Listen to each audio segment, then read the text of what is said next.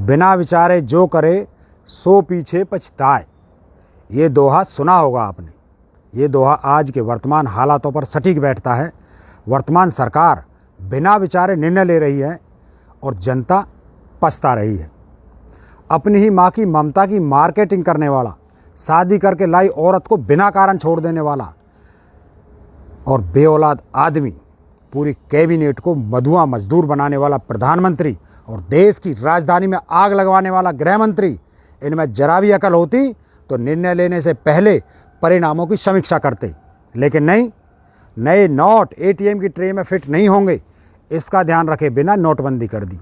ना खाऊंगा ना खाने दूंगा का काला झूठ बोलते बोलते मेहुल चौकसी, विजय माल्या, नीरव मोदी जैसे लोगों को आराम से विदेशों में शिफ्ट करा दिया। आज यस बैंक के बंद होने की कहानी बहुत पहले ही लिखी गई थी। जैसे नोटबंदी के परिणाम थोड़ी देर से आएंगे, ये बोलकर जनता को बेवकूफ़ बनाने की चाल में खुद मूर्ख साबित हो गई श्रीमान जुमलेबाज। और आज देश की अर्थव्यवस्था धराशायी हो गई। देश के इतिहास में पहले इतने बैंक कभी बर्बाद नहीं हुए जितने इस सरकार में हो रहे हैं, क्योंकि घोटाले करवाती है सरकार है। पैसे फंस जाते हैं गरीब जनता के, अरबों रुपए लेकर भागते सरकारी रिश्तेदार हैं और लाइन में लगती है मासूम जनता। आपको बताते हुए मेरे रोंगटे खड़े हो रहे हैं कि अभी अभी राज्यसभा के एक सांसद ने जानकारी दी कि रिलायंस ग्रुप पर 1,25,000 करोड़ रुपए, मेदांता ग्रुप पर 1,03,000 करोड़ रुपए, एसआर ग्रुप पर 1,01,000 करोड़ रुपए, अडानी ग्रुप पर 96,000 करोड़ रुपए, जेपी ग्रुप पर 75,000 करोड़ रुपए, जेएसडब्ल्यू ग्रुप पर 58,000 करोड़ रुपए, जीएमआर ग्रुप पर 47,000 करोड़ रुपए, लेको ग्रुप पर 47,000 करोड़ रुपए, कुल मिलाकर 8,55,000 करोड़ रुपए का कर्ज लेकर इसी देश के उद्योगपति मजे ले रहे हैं। और महंगी बिजली, महंगी गैस, दिन ब दिन बढ़ते टोल टैक्स, समझ से परे जीएसटी टैक्स और रेलवे की महंगी होती टिकटें, डीजल पेट्रोल के आसमान छूते रेट, ट्रांसपोर्ट के उछलते रेट, स्कूल की फीस, बच्चों की ड्रेस, मनोरंजन टैक्स, इन सब का बोझ उठाए देश की जनता।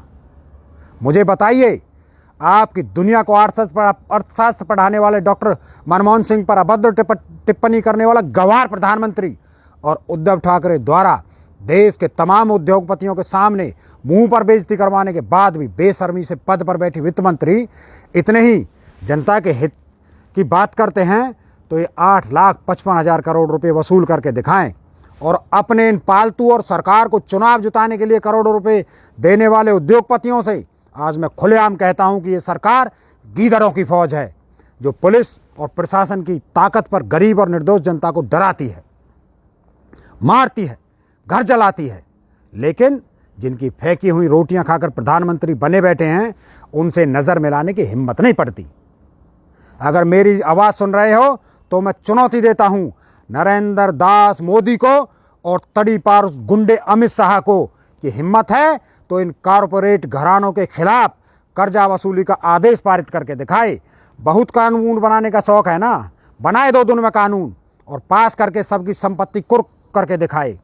और अगर ऐसा नहीं कर सकती तो दोनों जुमलेबाजों को तुरंत पद से इस्तीफा दे देना चाहिए। घर में शेर बने गीदड़ हो तुम दोनों, जो अपने ही देश में दंगे करवाते हो, हिंदू मुस्लिम की नफरत बढ़ाते हो और जनता को मूर्ख बनाकर बेरोजगारी, आर्थिक मंदी, रेलवे बिक्री और अंतर्राष्ट्रीय स्तर पर देश की खराब होती छवि से जनता का ध्यान हटाते हो। पर ध्यान रखना, अति अंत का सूचक है और तुम दोनों सही मायने में देश के गद्दार हो।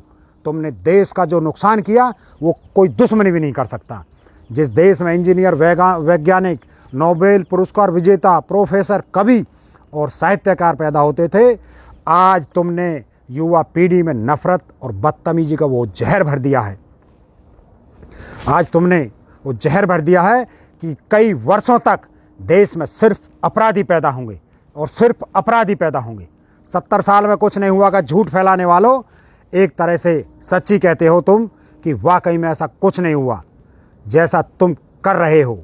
पहले देश अंतर्राष्ट्रीय स्तर पर दबदबा रखने वाला ताकतवर, सम्मानित और आध्यात्मिक देश था, लेकिन आज सिर्फ हिंदू और मुस्लिम के दंगों का मैदान बना हुआ है। तुम्हारी नफरत की राजनीति ने देश को 50 साल पीछे खड़ा कर दिया है।